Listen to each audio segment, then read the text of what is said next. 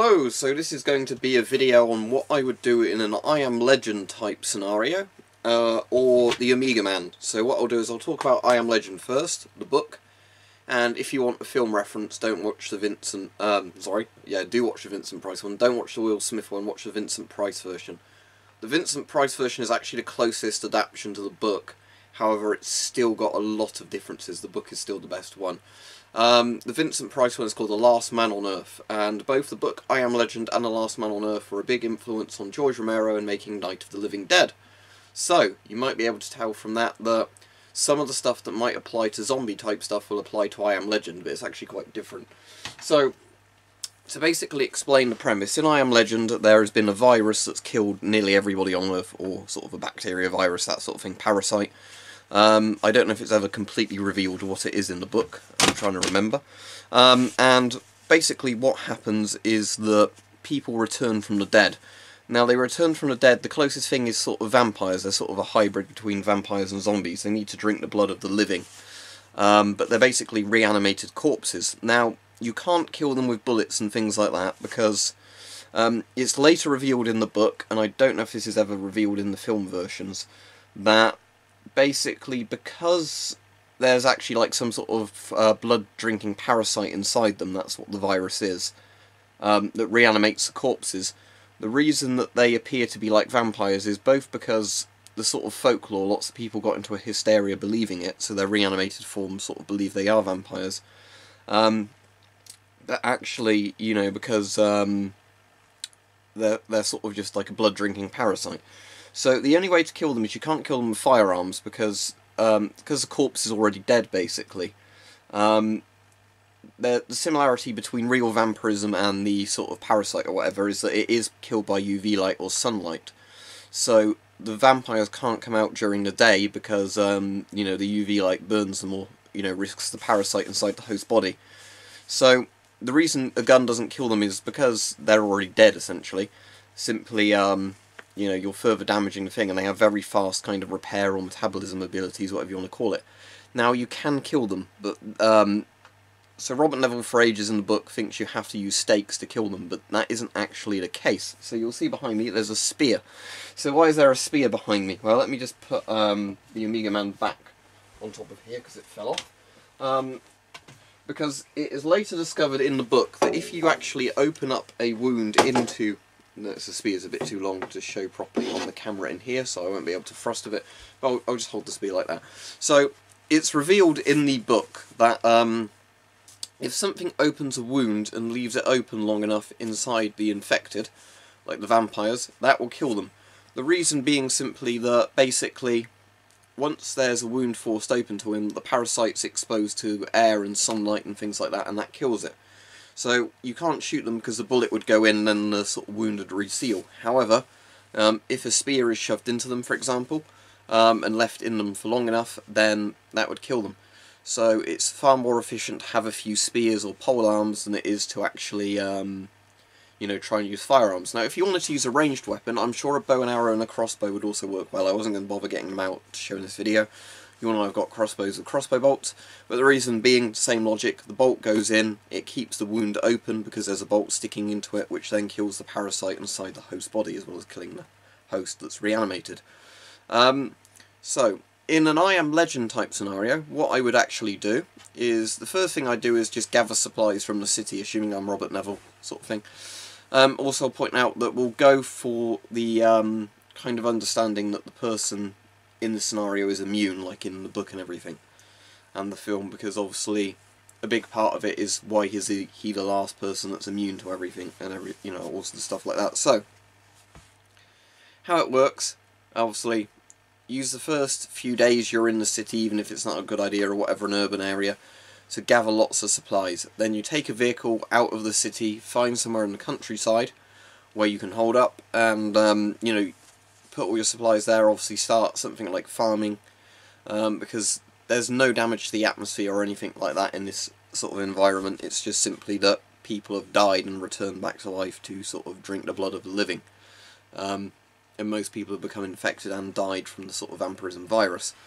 So the good thing if you're far enough out into the countryside is that other than any vampires you may have to kill that are already out there, they won't be able to chase you out there, because obviously they can't use vehicles or anything like that. They move pretty slowly in the book and the Vincent Price film. So if you're in the middle of nowhere, they're not going to be able to get to you before daylight again. Now, I think they're smart enough to kind of take cover, so it might be that they very slowly can make their way to you if they could find you, you know, by hiding under cover each day and then moving at night again, but you can just dispatch them as and when you need to. If you've got a fortified position in the countryside, it's certainly not going to be as bad as being in the city, like Robert Neville stays during the book. So that's what I do in the sort of I Am Legend type scenario. As you can see, I've got some armour on. This will be appropriate for both of them, because you're going to be attacked by sort of things that try and bite or scratch you, and like we said, you're immune to it.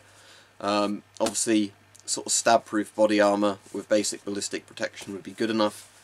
And for the Omega Man scenario, we'll talk about what the family might use against you as well. Okay, so let's talk about the Omega Man. Now, if I was in Charlton Heston scenario in the Omega Man, I'd certainly be using firearms. Now, the Omega Man is actually probably an easier one to survive in, because while the family, the mutants in the Omega Man, do actually use things like bows and arrows and spears, funnily enough I've got a spear, they basically, they're afraid of technology, or they hate technology, so they're not going to use anything very advanced against you. They're basically stuck at medieval technology levels. So, in the Omega Man, they die from gunshot wounds. So, obviously, if you've got an assault rifle or a submachine gun or something like that with lots of ammunition, you can completely decimate them, because it would be like fighting a primitive sort of Dark Ages army that doesn't even use proper armour or anything, you know, with modern firearms. So much easier to kill in the Omega Man, you almost don't have to worry about that. But again, this armour would work, simply because to stop arrows and sort of spears and things like that, this armour would be good enough, and it's lightweight enough that it wouldn't get in the way. However, for the most part for the Omega Man, you're going to want to do the exact same stuff, I reckon, as I Am Legend. Gather supplies from the cities if you need to, and then go out into the countryside. Now, what also makes it easier in the Omega Man is that the family are actually dying off anyway, just due to the fact that they're meant to be people who've mutated due to a biological weapon or something, and they're eventually dying off regardless. So all you have to do is basically just stay away from the city for long enough, and then they'll all eventually die anyway. Like I said, in the Omega Man, it would be a much easier scenario to survive in, I think, because while they are technically a lot more intelligent than the vampires in I Am Legend, they're actually, you know, dying of their own right. They die, you can kill them with gunshot wounds. In theory, Robert Neville, what he could have just done in the Omega Man, really, and I guess this is a bit of a plot hole, but it's to keep the film moving. When they're outside his, you know, house every night, taunting him, all he has to do is really use a sniper rifle or something to shoot loads of them each night, and then eventually he'd get them all that way. Because they are within, you know, firearms range of his windows. He just, for whatever reason, only now and again shoots at them when they're attacking him, rather than just, you know, picking them all off and dealing with them then. So anyway, hope you found this video interesting, because lots of people requested they wanted to see more videos of, you know, like what would I do in certain scenarios. So, you know, fictional and realistic, and I think this is a good fictional one. If you've not read I Am Legend or seen the Vincent Price film, watch it.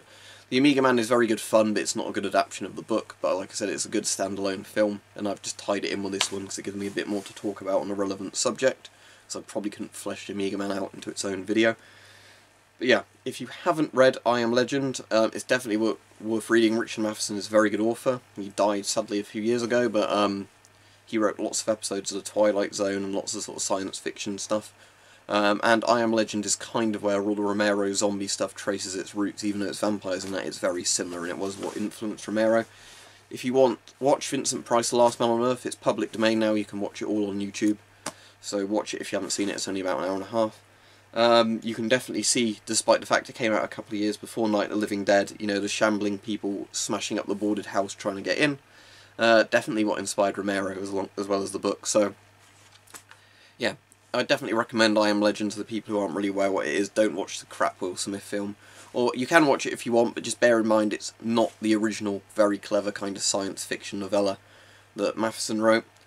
And as I said, the Charlton Heston Omega Man version is, or Omega Man, however you want to pronounce it, is great fun. Probably the most fun version of the story, but the least accurate.